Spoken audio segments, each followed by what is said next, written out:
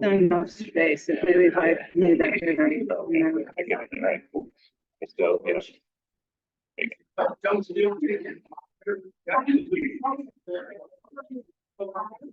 Okay.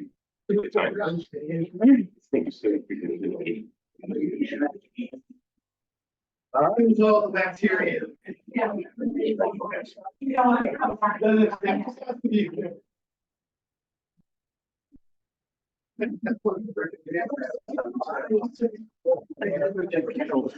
there's a note on the desk.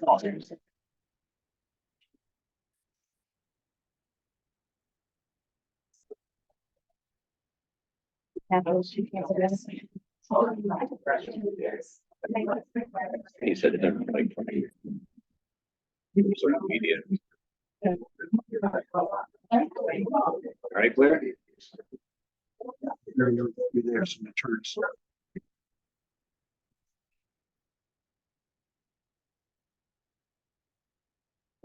Peace. We're gonna do Rotary different this morning. So we're all standing, that's fine. Continue to stand. Ellie, happy birthday.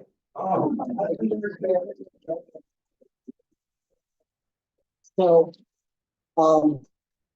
in addition, Don Wonders, it's a little early. I know, not yet. On Monday is, we're not here until next Tuesday, but because it's Ellie's birthday, and I heard that Don Wonders is going to be turning 90 on Monday, we're going to sing happy birthday. So I'm not good at starting this off, but happy birthday to you. Happy birthday to you. Happy birthday. Happy birthday to you.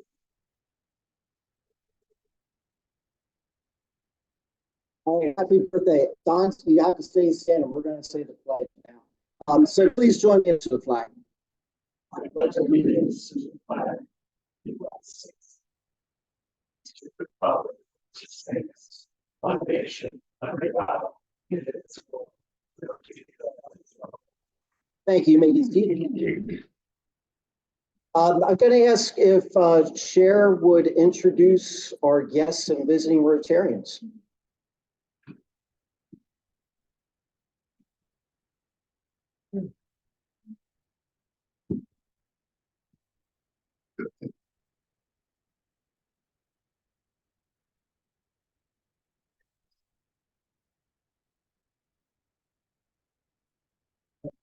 All right, we have some excellent students of the month from York Tech today. And they are under the direction of guidance counselor Doug Rudd. When I say your name, please stand up so we can acknowledge you. And then we have Chloe Shearer and mom Tracy Shearer. Brother Michael Shearer came along because he wants to be a Rotarian in the future. And Jacob Braun and mom Melissa Braun. And we have a guest speaker, Christian Anderson. And he is from Hemlock Hellbender, so we'll have a good speaker today. Thank you very much. Thanks, Chair. I believe, Mr. King, you're going to do our 50-50 drawing.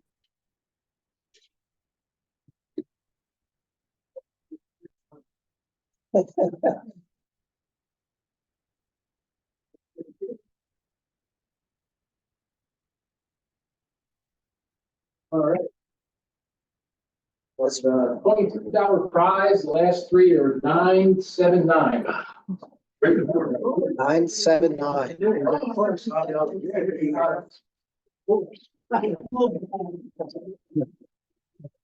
We might as well just bring our money and just give it right to you, Bob. Does anybody have any happy dollars this morning? Lydell, up. He jumped right up.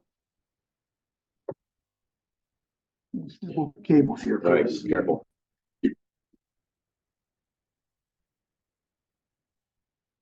Thank you, President Greg. I have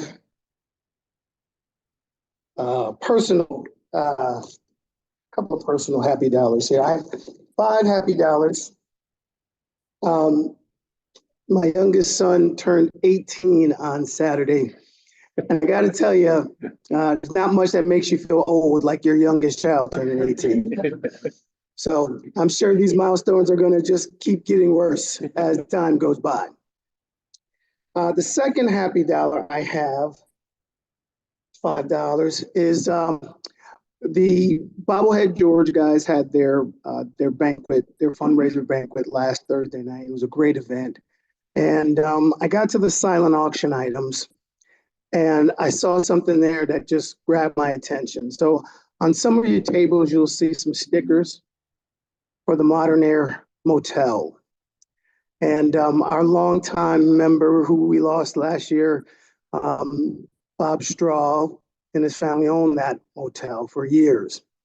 And so one of the things that I saw on there, Bob, for some of you who don't know, Bob wanted to buy the Modern Air Motel sign. It's being torn down for Wawa's. And he was trying to get in touch with the developer so he could buy the sign or at least get it for his family. And I don't know if he ever managed to get it. But as one of the silent auction items, they had this beautiful print by an artist named Blake Griffin. And so I had to bid on it. And I was determined to get it no matter what. And so I have a favor to ask because I would like to get this print to Bob's family. So if any of you have access to his family, thank you very much. And those are my 10 happy dollars. Thank you. Thanks, Lydell. Lydell, is this clean laundered money? It says, anybody else? Joanne?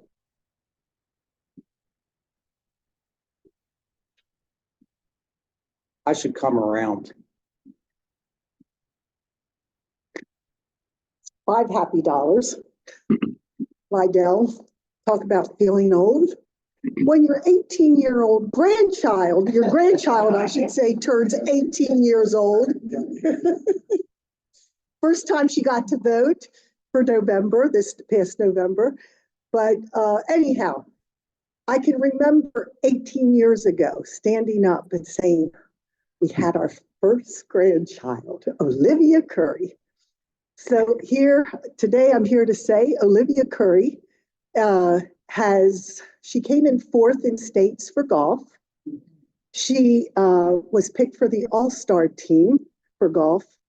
And she did her signing. She's decided to go to St. Joe's University. So $5 happy for Olivia. Congratulations, Joanne. Anybody else?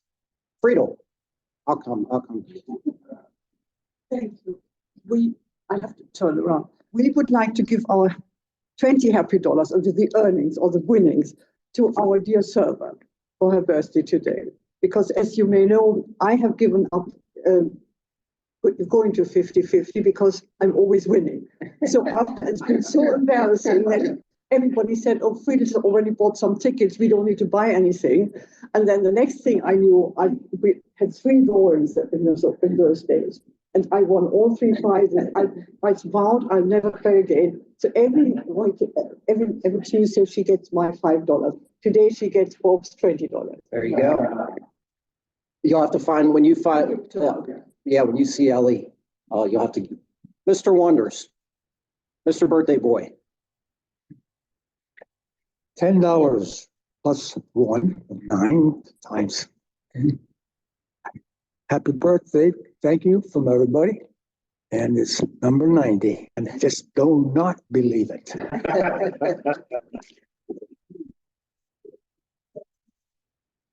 Anyone else while I'm out and about? Okay, very good. Bill Giras, you're going to be banned from having a 50-50, playing a 50-50 too. You've been a winner a good many times too. Announcements.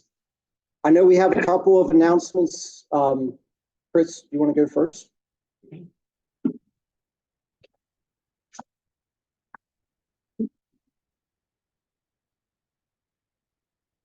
Thank you, Greg. It is grant season coming up here, so we are going to open that up to the community starting pretty much today. I'll be forwarding out the application. So if you have community groups, organizations that would like to be a part of that grant process, my email, phone number is in the application, so they're welcome to do that. Bobbleheads are welcome as well. The deadline for the applications will be January 31st of 25. So trying to give plenty of time for people to get into the mix, so we'll have a good application process. Any questions from anybody? Your attachment and email will give specifics on who qualifies to apply. Yeah, it'll be all in the application. Well, it's guidelines, but yes, it'll be on this form. So, yep. Okay, thank you. Thanks, Chris. Connie?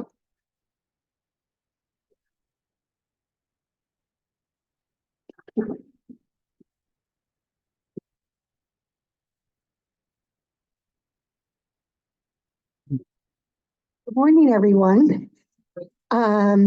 Yesterday I spent the day going to New Jersey to meet our new partners for the next vocational training team in Uganda. Okay, you see, there's a book. I'm going to pass it around because I'd love you to be interested. I'll get a few more books that we can pass around. We're going to be working with 30,000 pygmies who have been displaced because of the gorilla situation there, where they are trying to protect a species of gorilla that is almost extinct. And so there is absolutely no eye care there at all. Some of my fellow Rotarians up in the Northeast have been building a hospital there to help take care of that for over 3 years. It was a huge endeavor. And so they were missing a medical team. So we're going to be going to help them next year. It'll be November, the first week of November, plenty of time to prepare. And my goal is not only to, I met Barnabas, who's the president of the Rotary Club there yesterday, and I'm going to offer for, he would like to do a Zoom a meeting with us sometime to show everybody what's going on there and what the need is, and to talk to everybody. But I would like to ask if someone in the club would love to go. So we're going to raise money. I think that this is a life-changing experience when people go. You know, Pete Lutz, a lot of people in the club that have gone have said, you know, they would always go again, and it changed their life. But a lot of times it's that financial responsibility. I can cover in the grant all your food and your housing. So the only thing Rotary won't cover for people who are not medical volunteers is their airfare, which I thought was going to be $2,000, which is now going to be a lot less. Okay, about $1,200. So since we didn't have any projects for Christmas raising money this year, Mechanicsburg North has always raised money by selling the poinsettias, and I know we did for a while. And we gave it up. But they're florist quality poinsettias. I always buy about 6 for my office, and in August, they're still blooming and beautiful. So if we sell, I was able to get 75 of them. If we sell 75, we'll make $10 per poinsettia, and we'll be close to sending one person from the club. I'd like to have a few little fundraisers, because it's even more fun if we send 2 or 3 people from the club. And you get that international experience and the volunteer and the service that you will never forget.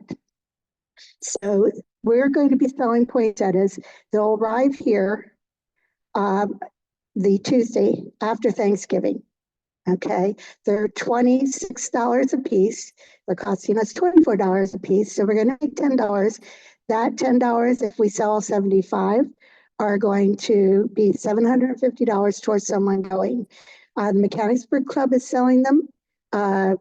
We're taking them into our businesses. Valeska Jewelry, myself, we're all going to be selling poinsettias. So if we go past the 75, you know, we'll keep going so we can see how much we can do for that.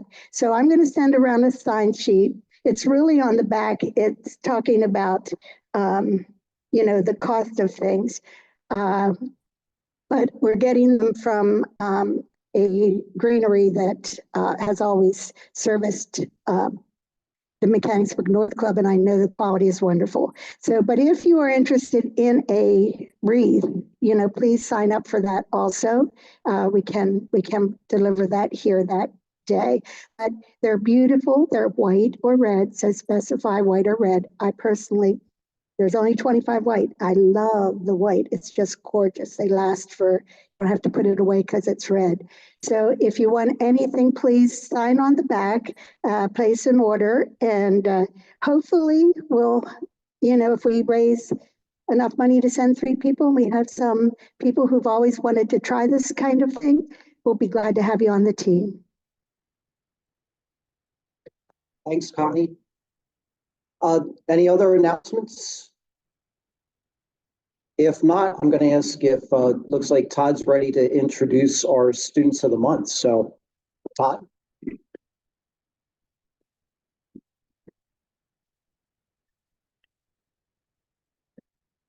Good morning, Yorkies. Glad to be back here again. It's week number 2 of our students of the month, so excited for this. Lydell, thank you for that that nice memory, Bob. Bob was our student of the month guidance here, so I kind of picked up where he left off, doing the best I can here. But it was a wonderful memory of Bob. So we're here this week with York School of Technology. I want to thank the counselor, Mr. Rudd, for being here today and doing some of this coordination. We're going to jump right into it. So we'll start off with our junior student of the month. That is Jacob Braun. Want to come on up?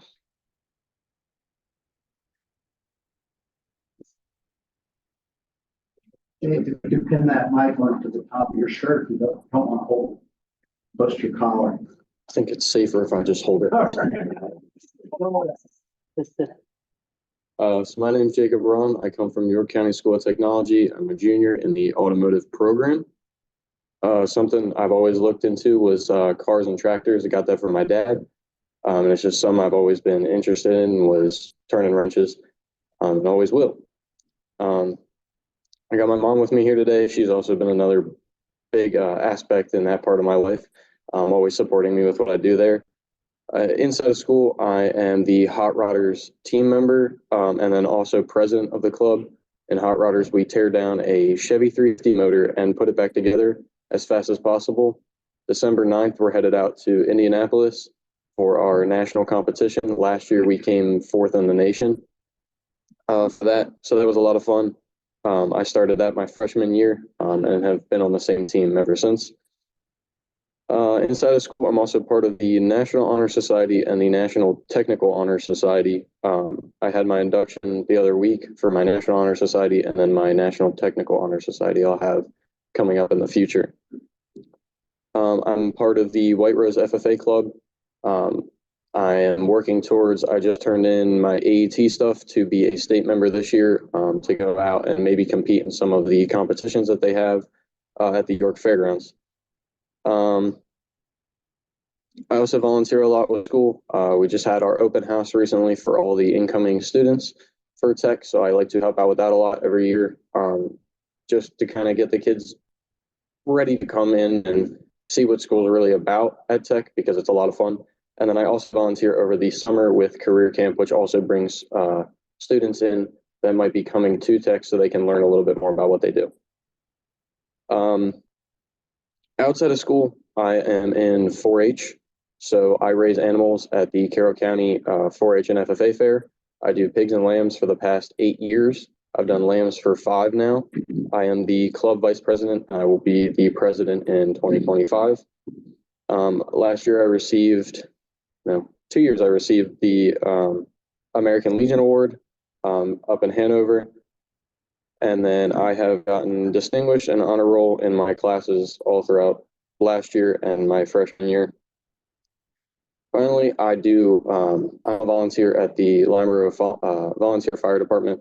I'm taking classes here in the next couple months to be a full-fledged volunteer, so that way I can go out on calls and do a lot of that. Hopefully, in the future, I look to go either into the automotive industry, working at a dealership. My dream would either be going to Porsche or BMW. I like a lot of the nicer harder to work on cars, or follow after my dad. And that would be working for a John Deere company doing, working on tractors or, lawn equipment. Thank you.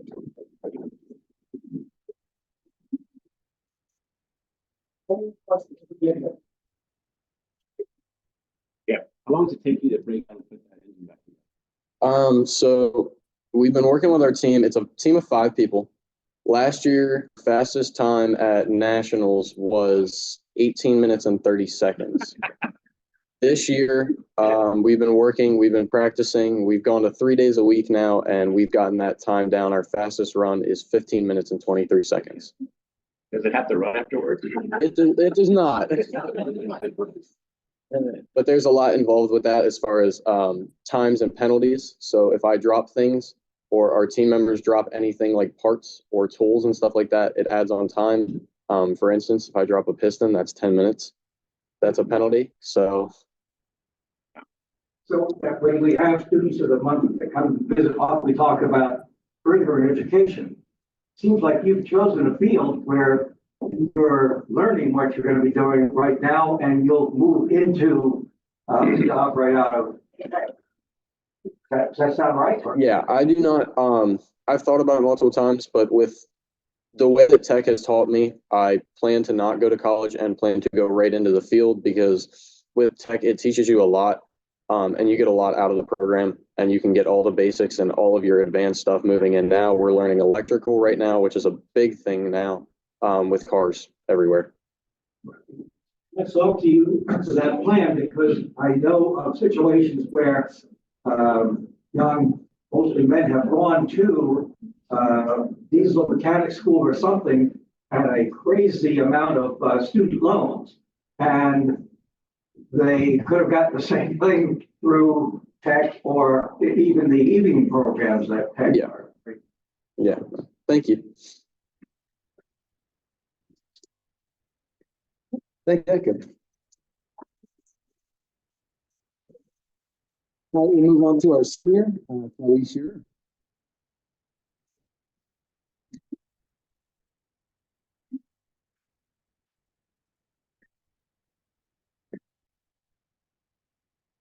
Hello. Morning. Hello. My name is Chloe Shear, and I am a senior in York County School of Technology's Early Childhood Education Program. In school, I participate in our school's drama club, and I've recently been involved with our spring musical and our recent fall play, both as ensemble characters.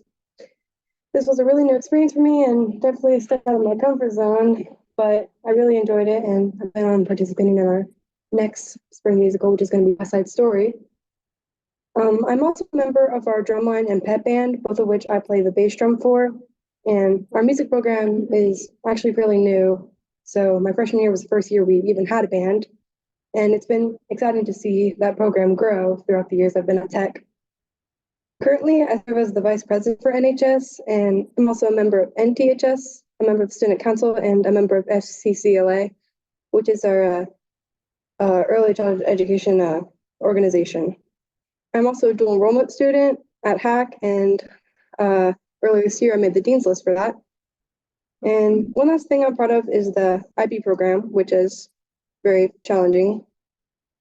After I graduate, I plan on attending Penn State to get a 4-year degree in elementary and early childhood education to hopefully become a teacher. Overall, I'm really grateful I was given the opportunity to go to Tech to enhance my skills and feel pretty prepared for college.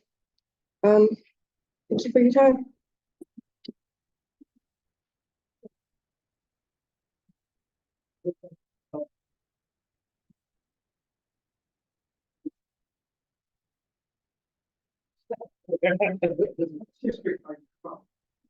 I'm from Spring Grove. You find that there's a lot of interest among other students from Spring Grove and coming to play? Yeah, there's a good amount of Spring Grove students.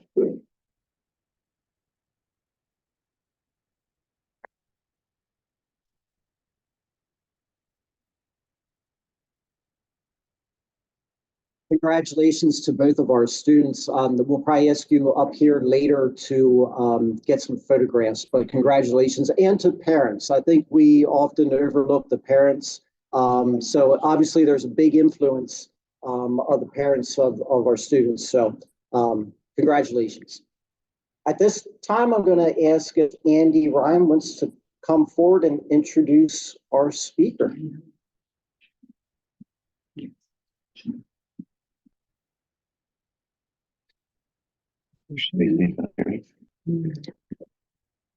Good morning, everybody. I'm pleased to introduce Christian Alexander. He's the creator of host of Hemlocks to Hellbenders, which is a bi-weekly podcast focused on Pennsylvania's parks and outdoor activities.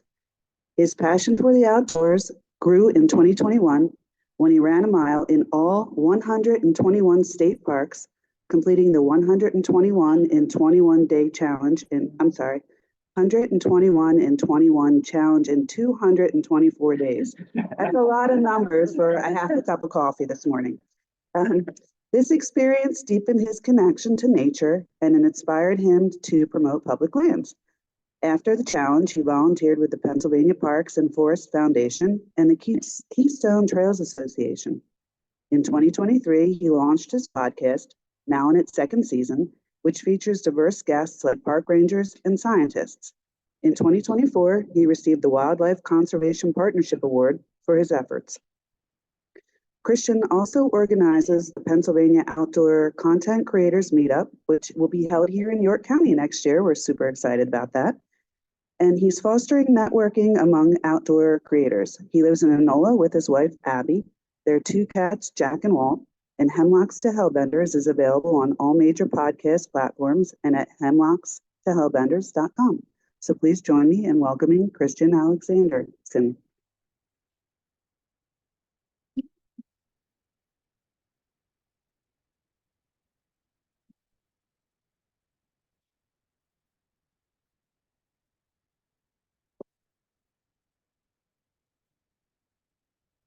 Good morning, everyone. Can you hear me?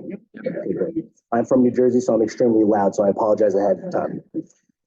Thank you so much for inviting me to speak today. My name is Christian Alexander, and I am the host of Hemlocks to Hellbenders. And if you want me to end this early so we can hear more from Chloe and Jacob, I'm more than happy to. I spent way too much time in my youth hanging out in Wawa parking lots compared to these two people growing up. So that's really incredible what you all are doing. So the point of my podcast, the point of my podcast and the point of my presentation is to get people to explore the outdoors, especially here in Pennsylvania. We're incredibly fortunate to have the resources that we have.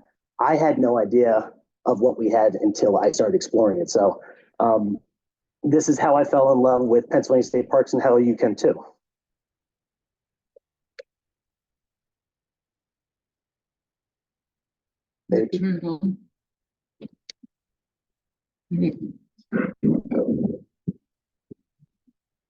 So look at the top and the inside areas.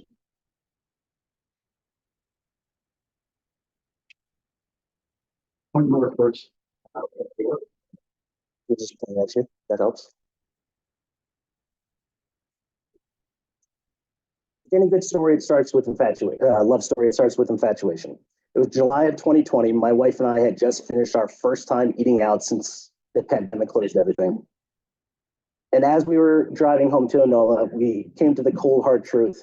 We're going to have to go back inside again, as usual, like we've been doing for the past several months. So I just blurted out, I think there's like a state park around here. You want to go for a drive? And she said, absolutely. Anything to not be inside anymore. So after about 30 minutes, we made our way to Luflo State Park. And this is what we saw. These beautiful pink, blue, purple, and yellow skies reflecting off a Holman Lake. We just kind of sat there. Nobody else was around us. Like many state parks at that time, they hadn't gotten popular to the point of where they are right now. And I thought, I wonder how many state parks we have. It's a pretty big state. I'm sure we got like 40 or 50 of them. Well, we don't. We have 121 state parks back then. My next thought after that was, I wonder how long it would take to run a mile in every state park. At that time, I've been running a lot more. And I always had a sense of adventure, something fun that we could do. So the idea was born. All right, let me set my stopwatch. So that first visit, that first sense of infatuation, it dug its claws deep into me and it wasn't letting go. I was smitten.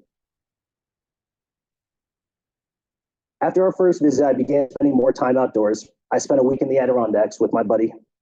I started kayaking. I would go on hikes.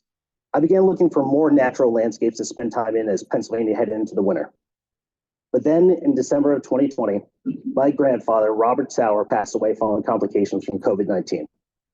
His death inspired me to make a grand gesture, to do something that he would have loved, something that he would have supported, to have an adventure in his name.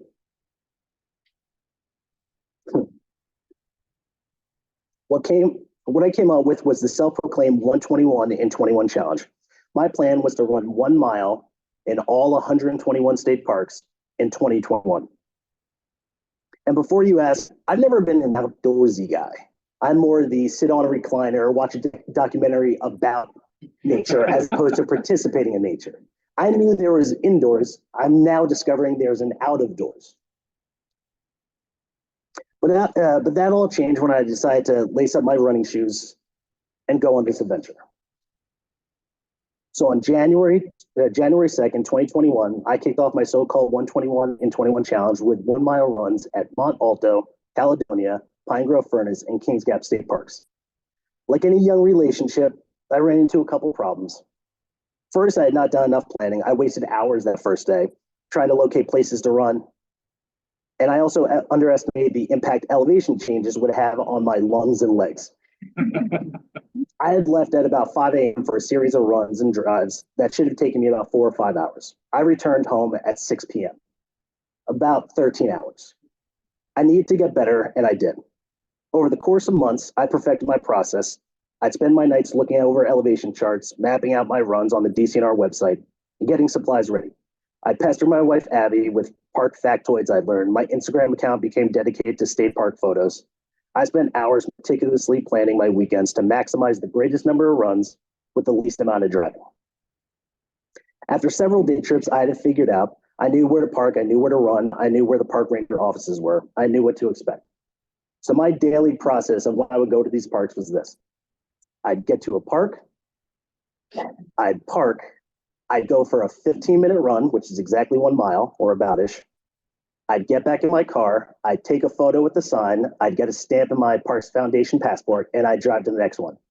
I was not experiencing parks the way you should experience parks. I did them usually at a half mile at a time, half mile one way, half mile another way. If there was a beautiful waterfall 0.51, I was never going to see it. So I had a little plan in place, and that was to run my mile. Now, it started out simple enough where I would just be able to wake up at 5 a.m., go for runs around my area, try to hit 4 or 5 parks in a day. But this is a big Commonwealth, so I knew I had to do a lot more planning and a lot more driving. So then they turned into 7 parks a day, and then they would turn into 14 parks a weekend. So you would have to drive and plan as much as humanly possible. As you might have figured by now, this is not a running challenge, it's a driving challenge. So 15 minutes at the park, get in a car, drive an hour, 15-minute run, drive an hour, 15-minute run, drive an hour. As some of my friends that would join me later on realized this is not as easy as I originally thought it was going to be.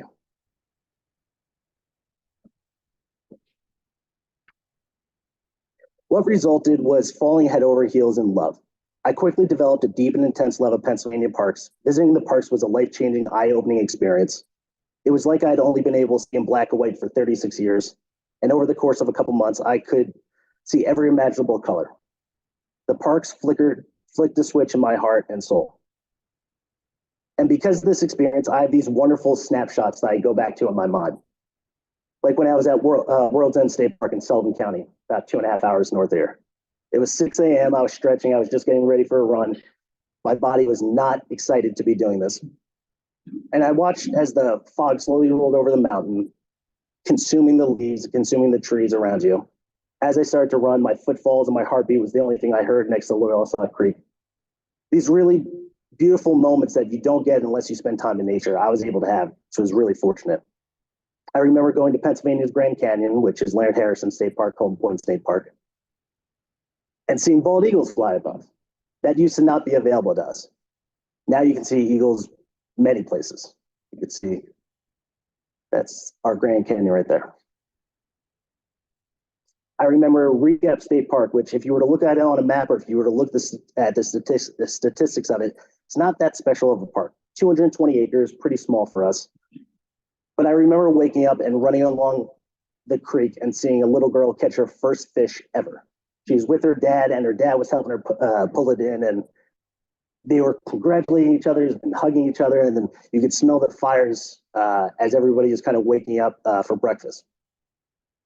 That's something I wouldn't have ever experienced and be able to look back on had I not decided to go to state parks. There was another time I was at Curl and Denning State Park, and it just had begun to snow. There was nobody there. It was maybe 25 degrees out. And as I'm running, I see somebody running towards me in an abandoned trail where nobody should be. And he has this big smile on his face, and he says, "I didn't think anybody else was going to be out here." I said, "I didn't think so either."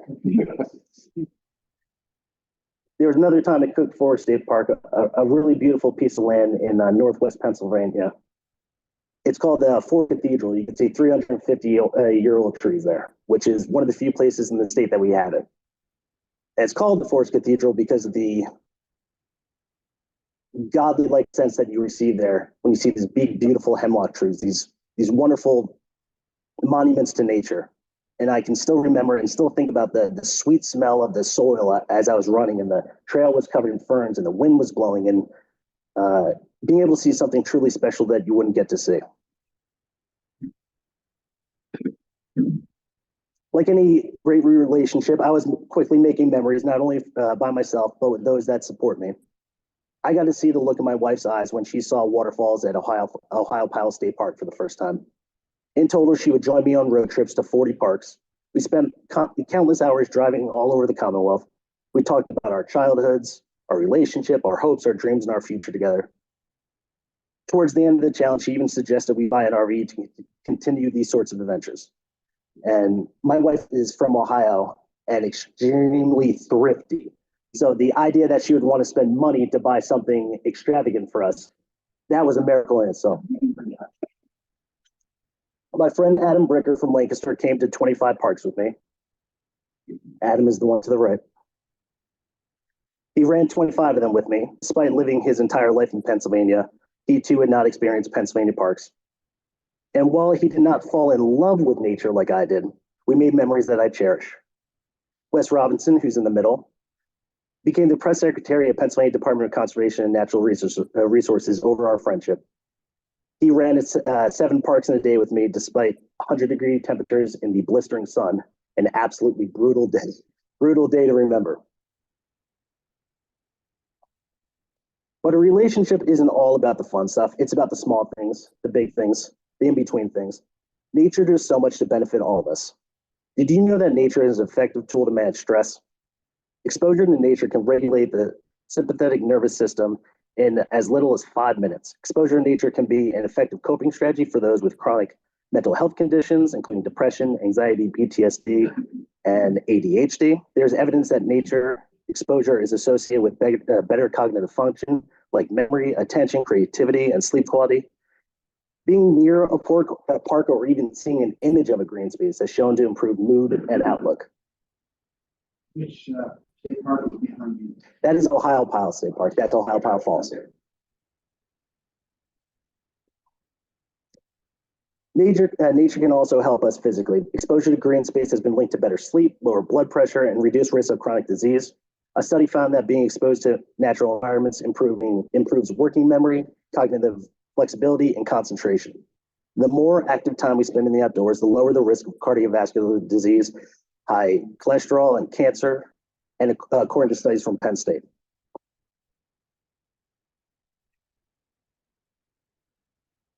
And if the physical and mental health benefits aren't enough, nature helps us lead a meaningful life. A study found that contact with nature is associated with increases in happiness, subjective well-being, positive effect, positive social interactions, and a sense of meaning and purpose in life.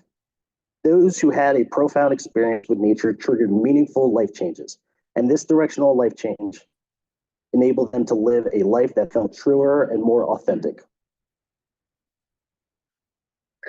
But like any relationship, it's not all good times. There can be some difficult times as well. I arrived to run a mile in Upper Pine Bottom State Park, about 2 hours northwest of here. And it's only a parking lot. It's about 3 acres, 2.5 acres is across a stream that you can't get. So it's a parking lot and a couple benches. So running a mile is a little difficult, and it also looks extremely weird. But this is what I decided to sign up for, so this is what I had to do. So I pulled up, I parked my car, I looked over, there was a gentleman fishing by a creek, looked like he'd been there for a while. It was 100 degrees, so took my shirt off, started running laps around the parking lot. The gentleman immediately closed his tackle box and started packing. I totally get it. I understand why he decided to leave. Another time, one of my favorite, least favorite times was Allegheny Island State Park. I don't know if you know this, but we have a state park that is an island, that are 2 islands, and they're impossible to get to from the shore. You have to own a boat, or I guess if you really want to risk it, you can swim it. So me and my friend Adam, when we were traveling from Harrisburg, I had to bring a kayak. I kayaked over to the island, which I also later found out there's a lock that drops about 30 feet down. That was about 20 yards from me, so that would have been dangerous. As I'm paddling around it, I realized there's no trails, there's no campsites, there's no nothing. It is a completely and utterly wild island. So what did I do? I found a stretch of mud that was about 50 feet long. And I was like, all right, I can run this. What's the big deal? Every single footfall sunk me 6 inches. And every other footfall sunk me 12 inches. So as I was going, I was like, this isn't too bad. I've done worse.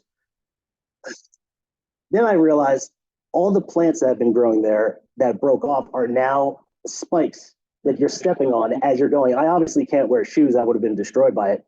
So every single step I was stepping on a spike. Every other step and there's no way around it. So I just tried to move. I tried to mark it with my hand. My hands were all muddy. I was disgusting. And then I realized all the wake of all the boats that are going by are just washing away all my markings. So I just keep stepping on more and more spikes. It was the only time I really ever thought about giving up. It was the middle of summer. I was on an island. I was covered in mud, and I was mostly miserable. But like I said earlier, this is what I signed up for. So after 44 excruciating minutes, I finished my 1 mile. I was so disgusting, and we were technically parked at a marina that was private, so I couldn't actually wash off there. I pulled in my kayak, I got in the car, and that's how my feet looked when I arrived at our Marriott hotel about 25 minutes later. One of the fun results of that also was I would have mud under my toenails for 6 months that I couldn't get out. A nice little fun reminder of the time I spent on Allegheny Islands.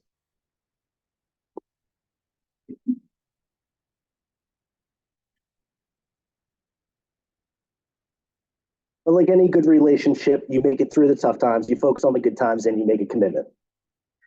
And you get married.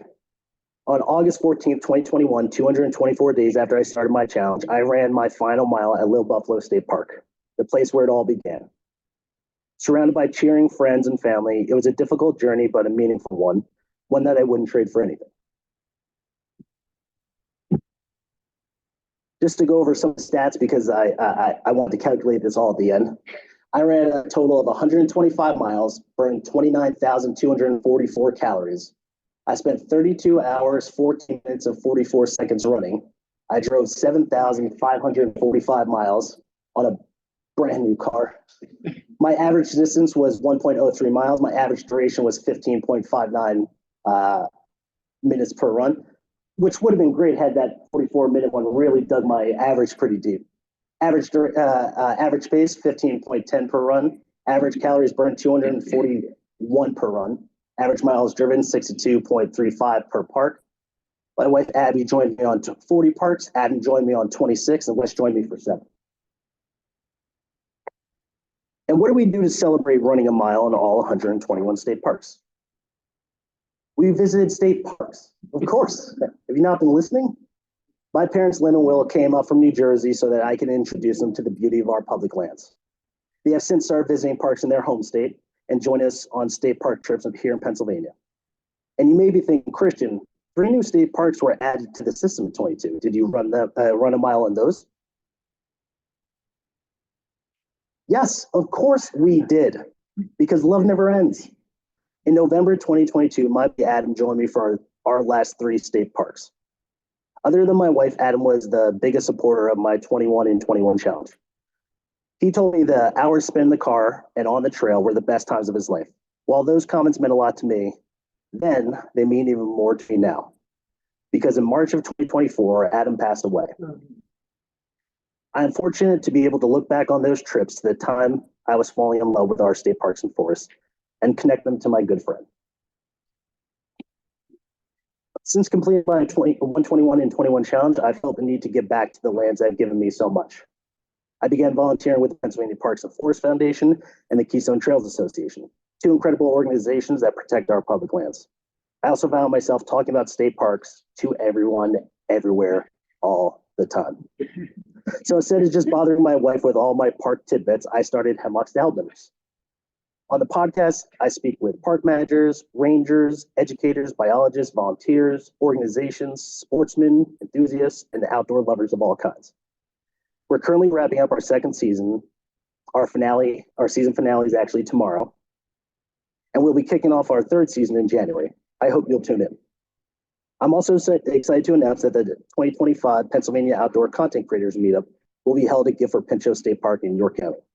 This event, which I started earlier this year, brings together content creators from all over the Commonwealth to network, learn, and have fun in the outdoors. Our attendees are bloggers, podcasters, YouTubers, influencers, and content creators that highlight our amazing public lands. Explore York has graciously stepped in as our main sponsor. Andy, thank you so much for your support. So I urge you all to take a leap of faith and fall in love with our public lands. Do it for your mental and physical health. Do it for your family and friends. Do it for yourself. I promise you will not regret it. As Sylvia Plath once said, I felt my lungs inflate with the onrush of scenery, air, mountains, trees, people, and I thought, this is what it is to be happy. Thank you.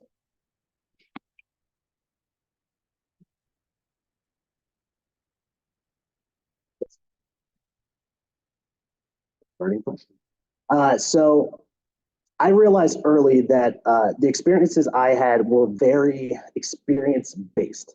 So if I had a great experience at that park, even if it's not the best park, I do put it high on my list. My number 1 is World's End State Park.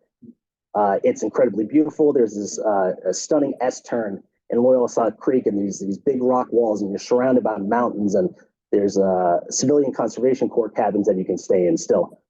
It's my number 1. It's hard. I think it's going to ever be hard to beat, but Ohiopyle State Park, which if you have not spent any time there, is one of the best places on the East Coast. That's also a top 2. Yes. 2 quick questions. Access to your podcast, how we get access, and then the other is, where are the last 3 state parks and where their general areas location was? Great. So Hemlocks to Hellbenders is available on 20 different podcasting platforms. Wherever, if you currently listen to podcasts, it's definitely available wherever you're currently listening. But YouTube, you can do it through Spotify, you can do it Apple Podcasts, and then also there's a bunch of smaller ones, things like Podcast and things like that, which is the name of another one. Podcast Addict is another one. So if you also just search Hemlocks to Hellbenders in Google, you'll find my website where you can listen to there as well. 3 new state parks, which is going to be, so I interviewed John Hallis, who's the director of the Bureau of State Parks here in Pennsylvania for our finale of this season. And we're actually talking about the 3 newest state parks. One of them right here in York County, it's called Susquehanna Riverlands. It's one of the things I'm most excited for. There's overlooks of the Susquehanna River that are absolutely stunning. If you haven't been there, it's a nice, easy walk. There's no real hiking involved. I would definitely check that out. There's also in Chester County is Big Elk Creek, which is they have evidence that that's where parts of the Underground Railroad went through. So that's something they're going to be highlighting there. And the other is Vosburgh Neck. Big Elk Creek is in Chester County. Vosburgh Neck is up in Wyoming County. I missed it, but what's your day job? Oh, see this, I talk about parks so much, I never even give the basic information. I'm the social media director for the Senate Democratic Caucus. No boos, please. Yes. Give you a yay for that. Your pictures are fabulous and you are really, really good at taking selfies. Thank you. I appreciate that. I realized I was putting together, I was like, well, if you get bored of looking at this face, there's about 70 other right there. Yeah, you can tell I'm always smiling in my photos because this is a pleasure of what we get to do. Most people don't understand or have access to or can fully appreciate how absolutely giant our Commonwealth is. Through this little adventure of mine in 224 days, I went from seeing 0 state parks to seeing them all. And I went through every single county. I went through every single political boundary you could possibly think of. I talked to so many shop owners and so many people. If there's one thing I could say, take the opportunity while you have it to travel this Commonwealth. This place is so incredibly beautiful. There's no other state that's quite like ours. We have primeval meadows. We have old growth forests that are absolutely ancient and stunning. We have waterfalls and overlooks and vistas and some of the most incredible views you could see anywhere. And we have the darkest sky on the East Coast, which is Cherry Springs State Park, to where you could see the actual Milky Way. All right here. Anyone else, any other questions? Let's all give Christian a round of applause. And I told Christian that we would be donating a book to Logos Academy, so he signed the sticker that we'll be putting in there. But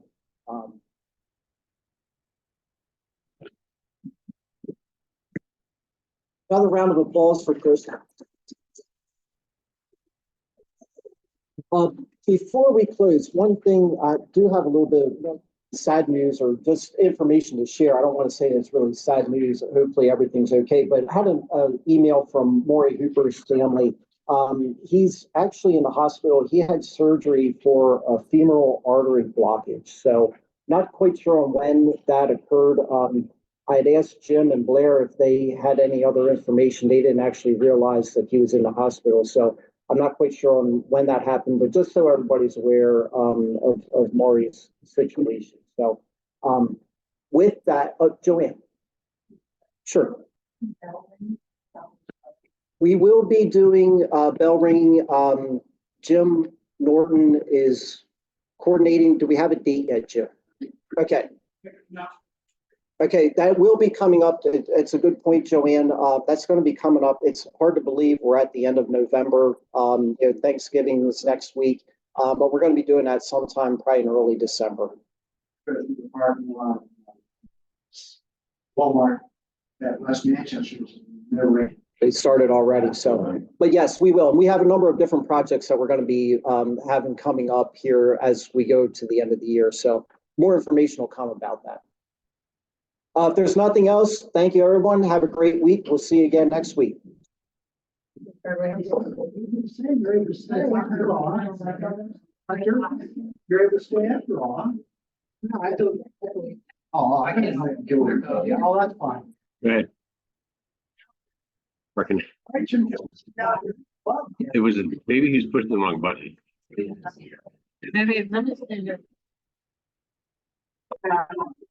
Yeah, I do have interruption in the internet. But it slowed down or didn't even have screen check. All worked. It works. Works. Maybe he's pushing the wrong button. Yeah, and we have to be ending here, not. We should close it out before I think so we use.